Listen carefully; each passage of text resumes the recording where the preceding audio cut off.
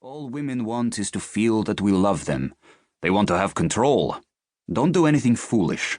In a few weeks, all this will seem like nothing." By Sunday, Leonard was suffering with the same shortness of breath which had afflicted his friend. In the early hours of Monday morning, he woke up, covered in sweat and coughing wretchedly. His wife, alarmed by these symptoms, mixed honey into a glass of tea and encouraged Leonard to drink. It did no good. By dawn, small black swellings had appeared on his neck and shoulders, quickly spreading to the top of his chest. The swellings became ulcerous as the day went on. Less than a mile away, in a nearby apartment complex, Alexei Nikolaev's symptoms had also worsened. Vera telephoned for help, but doctors were not available. Dozens of employees at the ceramics factory who had left work at the same time were experiencing similar illnesses. Unbeknown to their families, all of them were suffering from acute pulmonary anthrax poisoning. By the end of the week, they would all be dead. As many as 1,000 residents lost their lives as a result of the leak from Compound 19. As a closed city, specific authorization was already required to enter Sverdlovsk. Any citizen wishing to leave needed a permit to do so. Vera Nikolaeva knew that phone calls were tapped and that news from Sverdlovsk rarely reached the outside world. In the awful days following the loss of her husband, she heard that local hospitals had been overwhelmed by men and women with identical symptoms to Alexei. 2 doctors visited her apartment and explained what had happened. "Your husband's death was caused by a consignment of contaminated meat sold on the black market," the older of them told her. He wore a white coat and had a stethoscope around his neck.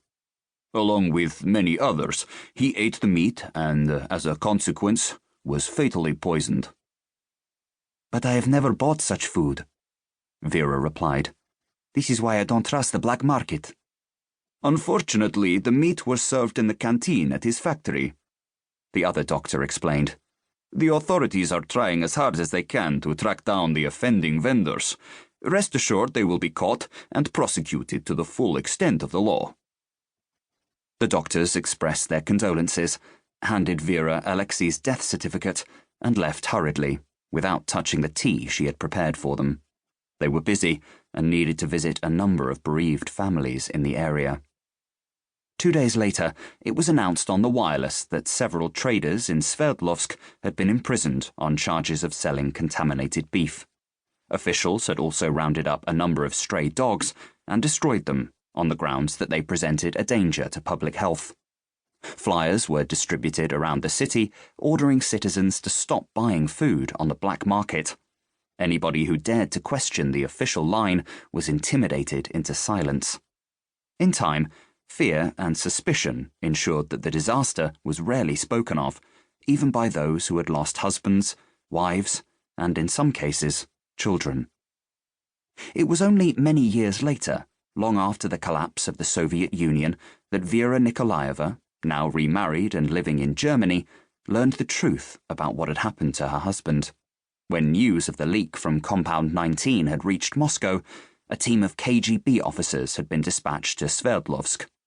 The development of weaponized anthrax constituted a breach of the 1972 Biological Weapons Convention.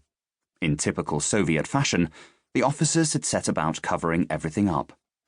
In this task, they were assisted by officials from the local Communist Party, including none other than Boris Yeltsin, the future president of the Russian Federation.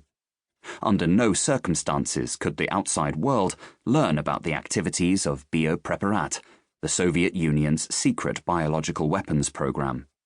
The 2 men in the pristine white coats who had come to Vera's apartment were not doctors. They were KGB. The death certificate they had given her was a fake. Her late husband's medical records had been destroyed in 1979. Alexei Nikolaev had been just one of many of the victims of what became known as the biological Chernobyl. The present day. 1.